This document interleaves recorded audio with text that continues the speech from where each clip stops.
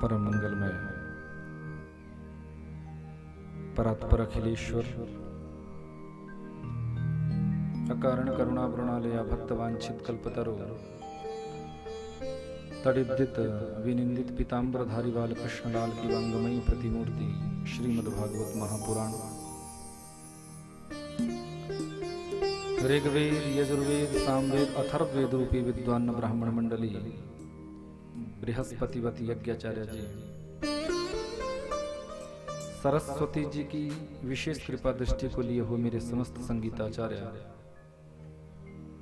राजा परीक्षितवत संपूर्ण यजमान परिवार, आयोजक परिवार, इस परम पुनीत प्रांगण में आयोजित श्रीमद् भागवत कथा का रसास्वादन करने हेतु समुपस्थित मेरी प्यारी माताएं, बहनें, बच्चे और बुजुर्ग, सर्वप्रथम इस पवित्र व्यास मंच से आप सभी के हृदय कमल में जो मेरे बांके बिहारी जी की झांकी विद्यमान है, इनके श्री चरणों में मैं कोटिशः प्रणाम करता हूँ।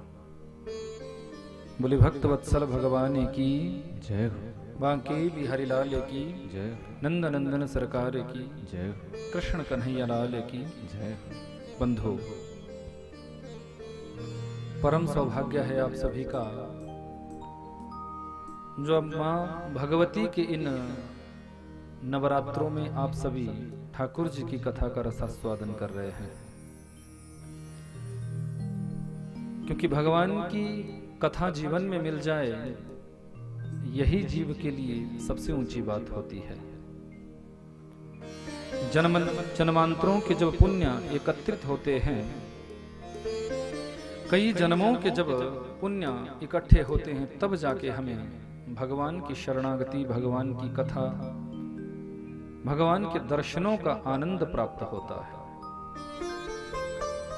संसार में सबसे बड़ा जो सत्कर्म है, सबसे ऊंचा जो सत्कर्म है, वो भगवान की भक्ति ही बताया है कि सत्कर्म सूचको नूनम ज्ञान यज्ञै समृतो बुधैः श्रीमद्भागवतालाप सतु गीतः शुकादिभिः।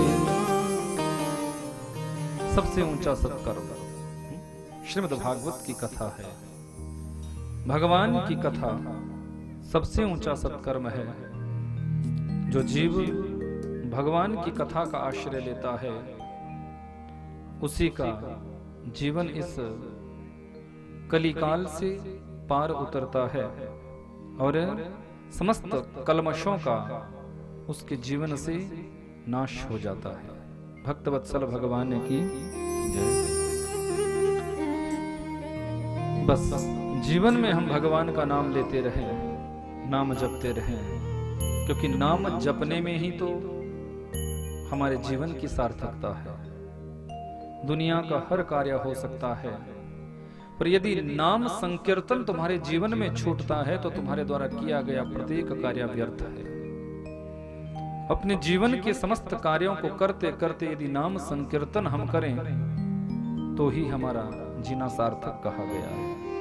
बात बात पर तुम्हें भय लगता है, किसी को मृत्यु का भय, किसी को धन ना आने का भय, किसी को संतान न होने का भय, किसी को अधिक धन होने से भय। भय ही तो है, क्योंकि ये संसार तुम्हें भयभीत करता है और परमात्मा का नाम तुम्हारे अंतस्थ हृदय के भय की निवृत्ति करता है, तुम्हारे जीवन के भय को मिटाता है। कर्मों की गति से कोई बच नहीं सकता। जैसा जिसका कर्म होता है, किसी भी जन्म में किया गया कर्म कभी ना कभी हमारे जीवन में सामने उपस्थित होता है। कर्मों की गति से कोई बच नहीं सकता, क्योंकि ये कर्म भूमि है। इस संसार में अच्छे कर्म करने से तुम भवसागर से पार उतर सकते हो, इस संसार सागर में आने से बच सकते हो। और यदि इस संसार में तुम्हारे कर्मों की गति बिगड़ी तो बार बार तुम्हें इस संसार में फिर चक्कर काटने पड़ते हैं। 84 लाख योनियों में तुम्हें भटकना पड़ता है। इसलिए कर्मों की गति को हम सुधारें, अपने कर्मों की श्रेष्ठता हम बनाएं, हमारे जीवन के जो कर्म है वो ऐसे होने चाहिए जिससे कम से कम हमारा संबंध भगवान से जुड़ जाए, परमात्मा से हमारा संबंध बन जाए। जैसे संबंध गोपियों ने बनाया, जैसे संबंध धन्ना ने बनाया, जैसे संबंध भक्त प्रहलाद ने बनाया, जैसे संबंध पूतना जैसी राक्षसी ने बनाया। बुरे भी है तो क्या हुआ, संबंध तो जोड़ने का प्रयास किया।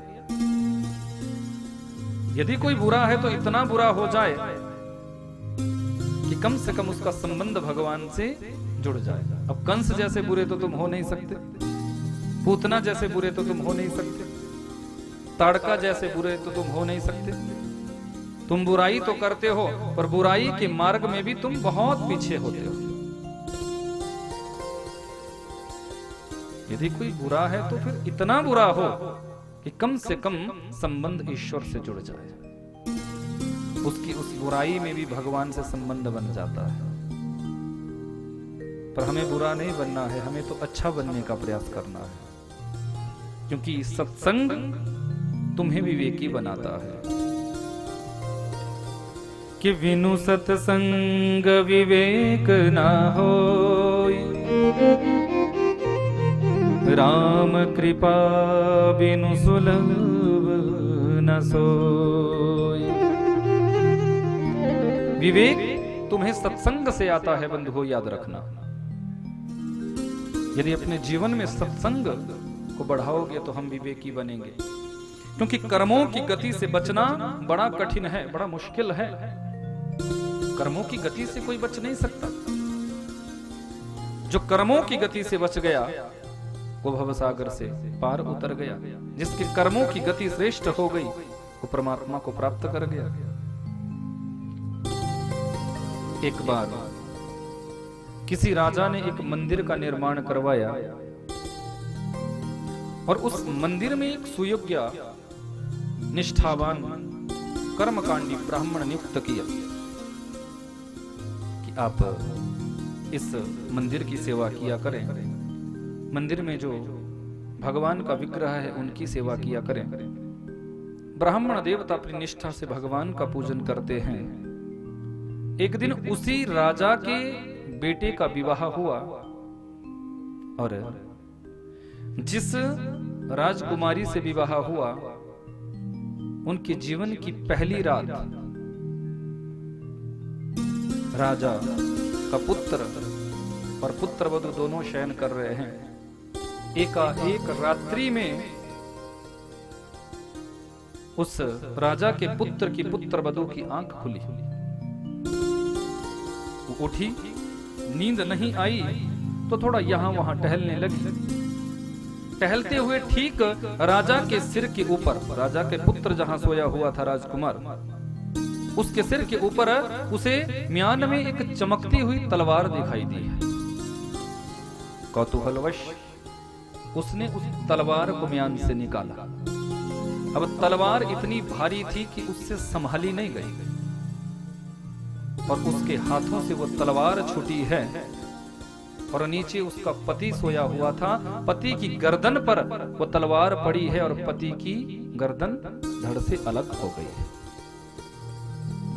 अब वो रोने लगी है, उसे बड़ा कष्ट हुआ कि मेरे पति की मृत्यु हो गई, लोग क्या कहेंगे, राजा मुझे दंडित करा देंगे, मुझे दंड मिलेगा, मुझे सजा मिलेगी। प्रातः हुई तो वो चिल्लाने लगी, मेरे पति को किसी ने मार दिया, मेरे पति को किसी ने मार दिया। अब ये तो बोल नहीं सकती थी कि मेरे से ये गलती हुई है, जानती है कि यदि ये कहूंगी तो मुझे भी प्राण दंड दिया जाएगा। चिल्लाने लगी है।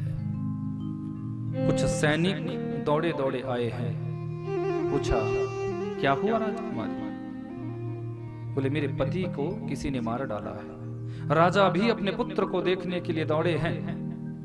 जब पुत्र का सर धड़ से अलग देखा है तो पुत्र वधू से पूछा कि मेरे पुत्र की मृत्यु कैसे हुई, किसने इसे मारा। अब उसने अपने बचाव के लिए कह दिया कि जिसने भी इसे मारा है वो मंदिर की तरफ भागा है। अब राजा सैनिकों के साथ दौड़ा, मंदिर में प्रवेश किया तो मंदिर में मात्र पुजारी थे। अब पुजारी को पकड़ लिया कि और तो यहां कोई है नहीं, तूने ही मेरे पुत्र का सर काटा है। अब पुजारी निवेदन करता है कि मैंने किसी का सर नहीं काटा, मैं तो भजन कर रहा था। पुजारी ने बड़ी गुहार लगाई है पर राजा ने नहीं सुनी। राजा सोचने लगा कि ये ब्राह्मण है और मेरे द्वारा नियुक्त किया गया, मेरे यहीं के मंदिर का पुजारी है, इसे प्राण दंड तो नहीं दूंगा, मृत्यु दंड तो नहीं दूंगा, पर हां इसने यदि अपराध किया है तो इसे दंड मिलना चाहिए। और उसके दाहिने हाथ को ही राजा ने कटवा डाला है। वो पुजारी विचार करता है कि ये राजा बड़ा अधर्मी है, इसने बिना सोचे समझे मेरे हाथ को कटवाया है, इसलिए मैं इसके राज्य में नहीं रहूंगा। वो ब्राह्मण उस राज्य से निकल गया, भटकते भटकते काशी में जाकर पहुंचा है।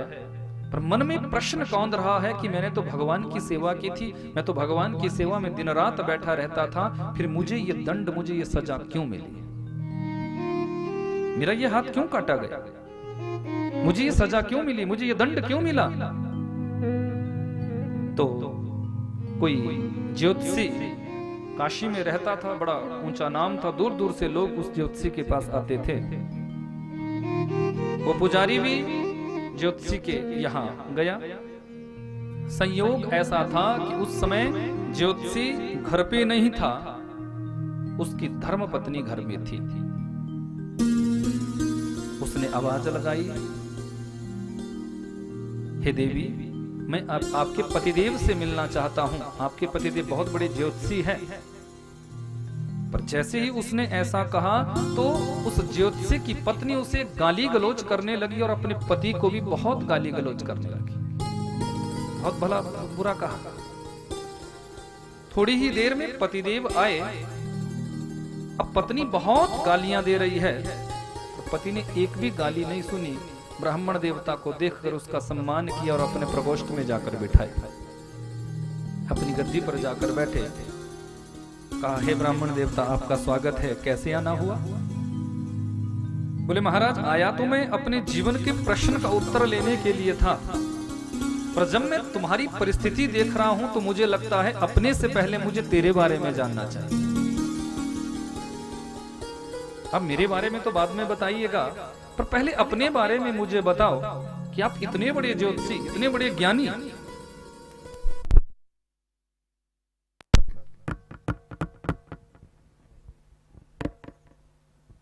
राधे। बोले वृंदावन बिहारी लाल की जय हो। क्यों होता है चक्कर?